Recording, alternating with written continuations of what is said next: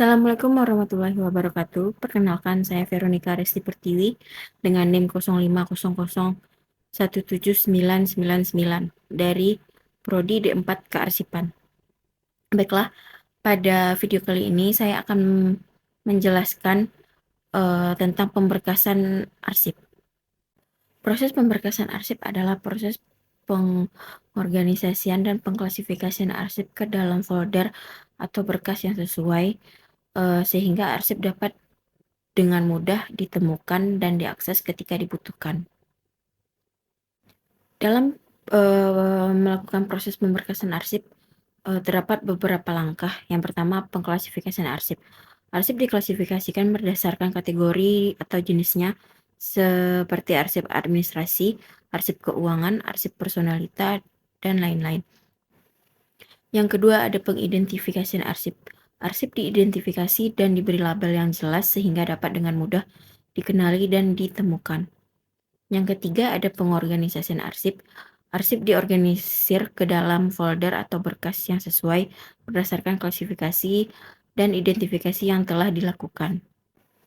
Yang keempat, ada pengisian folder, yaitu arsip dimasukkan ke dalam folder yang sesuai dengan urutan yang logis dan sistematis. Yang kelima, ada pemberian label. Folder diberi label yang jelas sehingga dapat dengan mudah dikenali dan ditemukan. Yang keenam, ada pengindeksan arsip. Arsip diindeks sehingga dapat dengan mudah ditemukan dan diakses ketika dibutuhkan. Dan yang terakhir atau yang ketujuh, ada penyimpanan arsip. Folder yang berisi arsip disimpan di tempat yang aman dan terkontrol sehingga dapat dengan mudah dan diakses dan ditemukan ketika dibutuhkan. Manfaat dari melakukan proses pemberkasan arsip ini adalah yang pertama, meningkatkan efisiensi dan efektivitas pengelolaan arsip. Yang kedua, mengurangi waktu dan biaya dalam mencari arsip. Yang ketiga, meningkatkan keamanan keselamatan arsip. Yang keempat, memudahkan akses dan penggunaan arsip. Dan yang kelima, ada meningkatkan kepercayaan dan keyakinan terhadap arsip. Ada beberapa hal yang perlu diperhatikan dalam melakukan proses pemberkasan arsip. Yang pertama, proses pemberkasan arsip harus dilakukan dengan hati-hati dan teliti sehingga arsip tidak rusak atau hilang. Yang kedua, arsip harus disimpan di tempat yang aman dan terkontrol sehingga tidak dapat diakses oleh orang lain yang tidak ada wewenangnya. Dan yang ketiga, ada proses pemberkasan arsip harus dilakukan secara konsisten dan sistematis sehingga arsip dapat dengan mudah ditemukan dan diakses ketika dibutuhkan suatu saat nanti.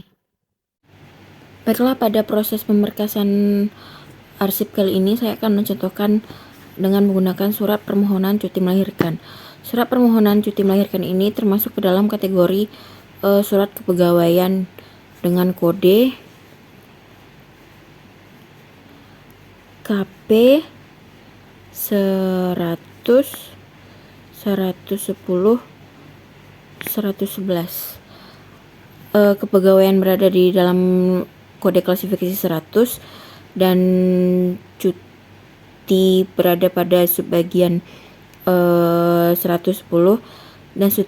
dan cuti melahirkan pada subbagian nomor 111.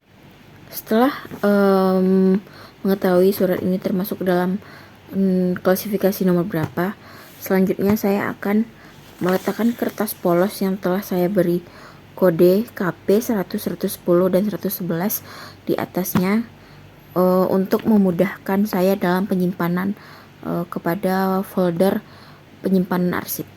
Baiklah, saya akan melakukan penyimpanan arsip yang telah diketahui nomor kode klasifikasinya ke dalam folder penyimpanan.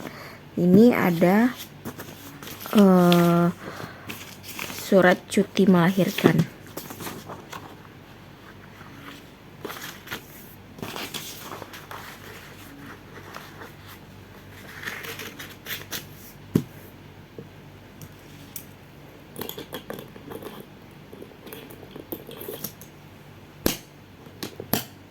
Nah, sudah tersimpan dengan rapi di sini dengan kode KP 100, 110, dan 111.